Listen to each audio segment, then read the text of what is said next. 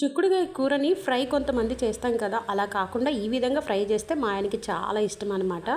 చిక్కుడుగాయని డైరెక్ట్గా ఉడకబెట్టకుండా పచ్చివే వేసేసుకొని తాలింపు వేసుకున్నాను అనమాట. మనం రోజు వేసేలాగే తాలింపు వేసేసుకొని తగినంత కారము అలాగే వెల్లుల్లి పచ్చి దంచి వేసాను అనమాట. అందులో ధనియాలు కొబ్బరి మిక్సీ పట్టి కూడా వేశాను. చూసారు కదా, తక్కువ ఐటమ్స్ వేసాను. అండ్ మధ్యలో కూర ఉడికిన తర్వాత సగం మధ్యలో నేను కరివేపాకు వేస్తాను అనమాట. అప్పుడు మనకి కరివేపాకు అంతా ఫ్లేవర్ బాగుంటుంది, పచ్చిగా ఉంటుంది అనమాట.